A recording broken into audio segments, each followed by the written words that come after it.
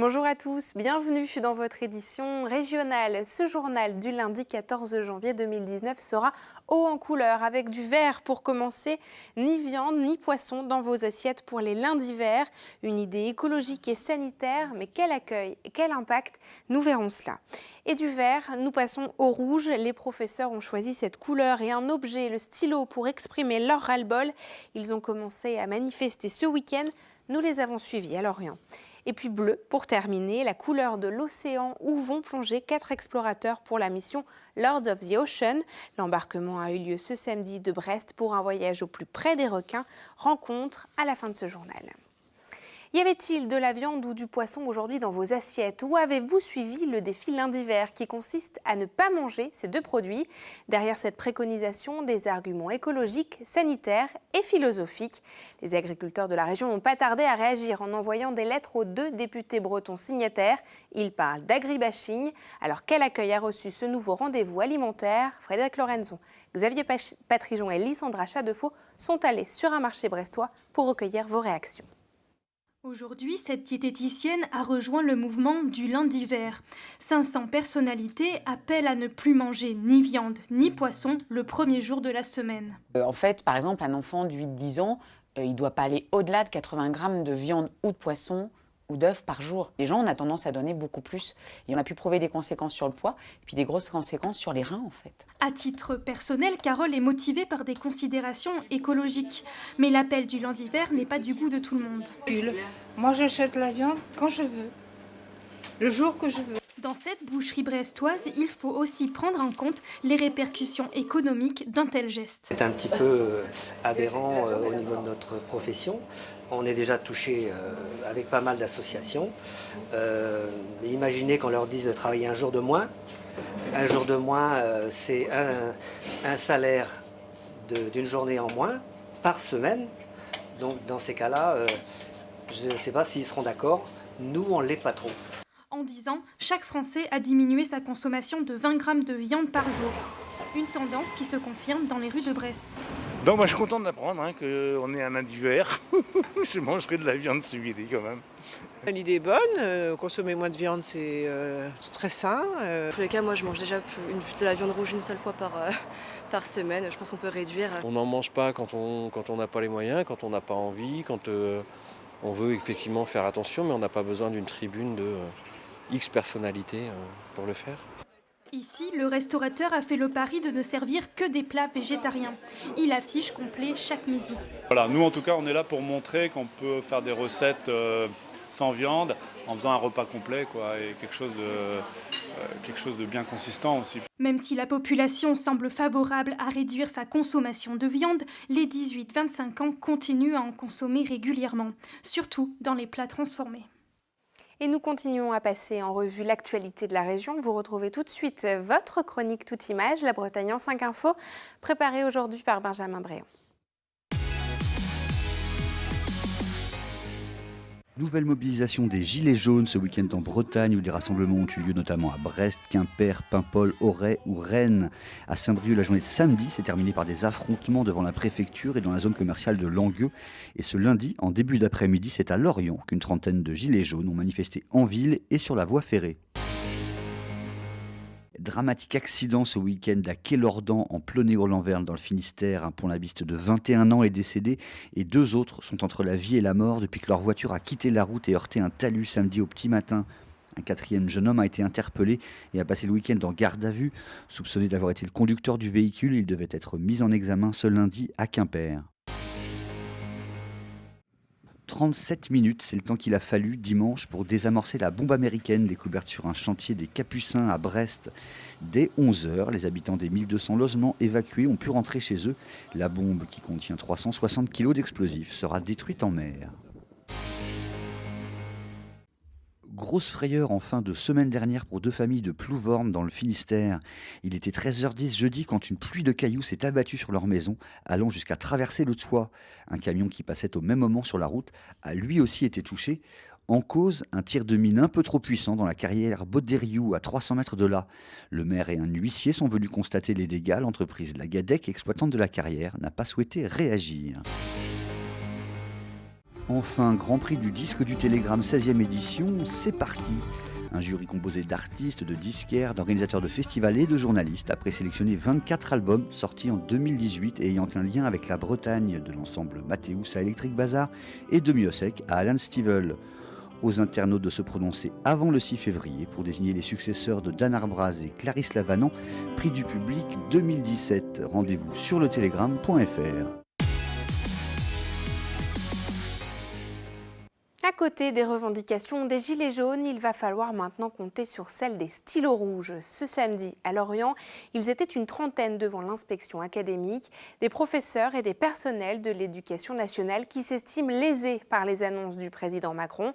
Une action qui pourrait en appeler d'autres. Xavier Patrijon a suivi cette première mobilisation. C'est devant les locaux de l'inspection académique qu'une trentaine de stylos rouges a décidé de se rassembler pour la première fois. Ils sont enseignants ou employés de l'éducation nationale et veulent faire entendre leur voix, dans un contexte où ils s'estiment oubliés par le gouvernement et par le président de la République. Tous ceux qui œuvrent dans l'éducation nationale sont concernés par ce ras-le-bol-là. Si les profs s'indignent aujourd'hui, c'est parce que leur surcharge de travail n'est pas du tout prise en compte, pas seulement dans la rémunération, mais c'est vrai qu'elle est importante. Leur charge de travail, elle est invisible pour la plupart. Nous sommes actuellement au niveau national plus de 60 000. Dans l'académie de Rennes que je représente, nous sommes à peu près 500. Alors les stylos rouges, à l'instar des gilets jaunes, ont choisi un symbole, leur stylo, pour diffuser leurs revendications. Ils souhaitent notamment une revalorisation de leur métier, une plus grande bienveillance de l'État envers les élèves, ou encore une reconnaissance de la fonction et du travail de l'enseignant. Il y a déjà un manifeste qui a obtenu l'adhésion donc de tous les membres inscrits. Il y a déjà des logos, il y a déjà des actions qui se passent un petit peu partout en France. Si les professeurs se lèvent aujourd'hui et s'indignent, c'est pour que leur métier soit revalorisé, reconnu par l'État et par les parents. Durant ce premier rassemblement, des syndicats et membres des Gilets jaunes ont proposé une convergence des mouvements. La trentaine de manifestants va décider de la suite à donner à leur mouvement et des actions à mener très prochainement.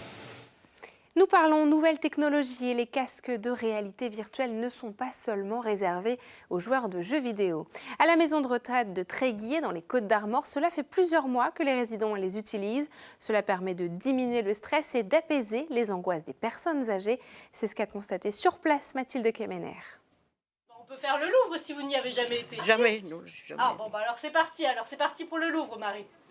Grâce à la réalité virtuelle projetée dans ce casque, cette résidente de 93 ans visite le Louvre. Elle peut bouger son corps pour voir ce qui l'entoure. Pour cette séance, elle avait demandé des vidéos de Paris. Auparavant, elle est allée sur l'île de la Réunion et elle est retournée sur l'île de Bréa.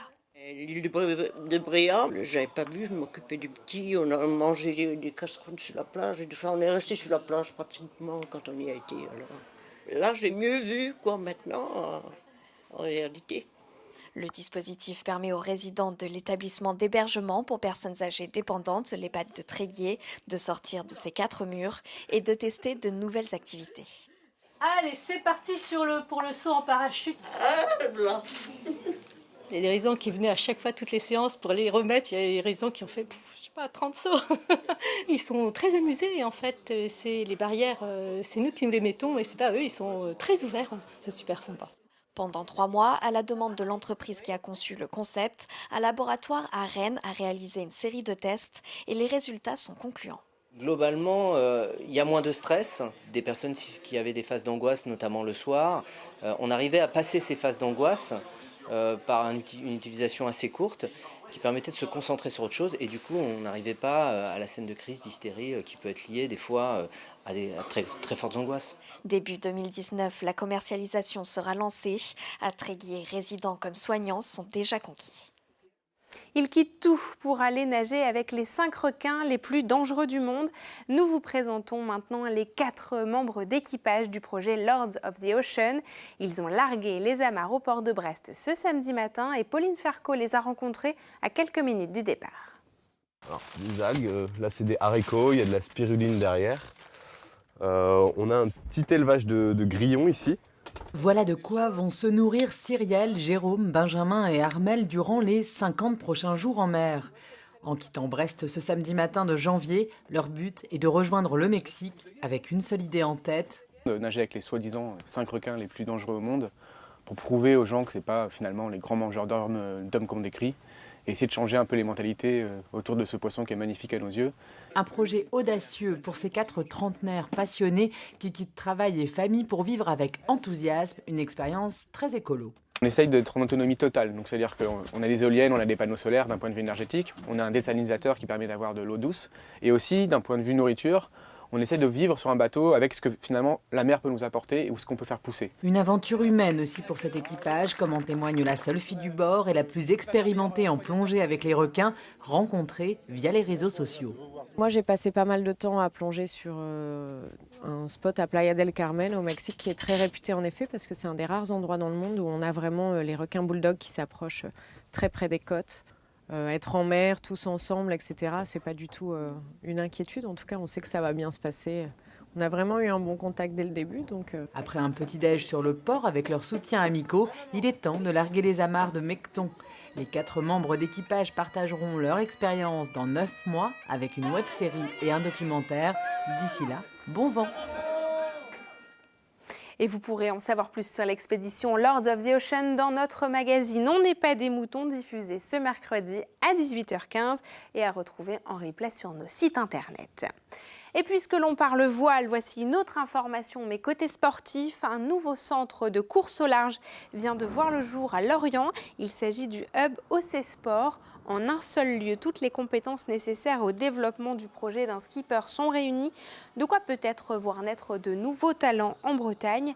Marine Derrien, la chef de projet, a répondu aux questions de Laurent Villebout. Et ce n'est pas parce que cette structure est toute nouvelle qu'elle n'a pas d'ambition. Écoutez Marine Derrien. On est une nouvelle structure pour aider tous les marins qui sont en recherche de sponsors ou une bonne gestion de projet. On se rend compte que les marins savent bien naviguer, mais généralement, ils ont plus de mal à structurer. Donc on est là pour les aider à se structurer. Aujourd'hui, on va commencer avec 3 skippers. L'idée, c'est d'avoir 3 Figaro 3 avec 3 skippers. Mais l'ambition, c'est dans les 6 prochaines années d'être au départ du prochain Vendée Globe. Donc l'idée, c'est de trouver des financements pour construire un nouveau bateau et gagner le Vendée Globe 2024. Et vous retrouvez Laurent Villebout à 19h15 dans votre magazine Multisport. En plus de parler du hub OC Sport, il parlera aussi cyclisme avec l'une des nouvelles recrues de l'équipe Arkea Samsic, c'est Alan Rioux.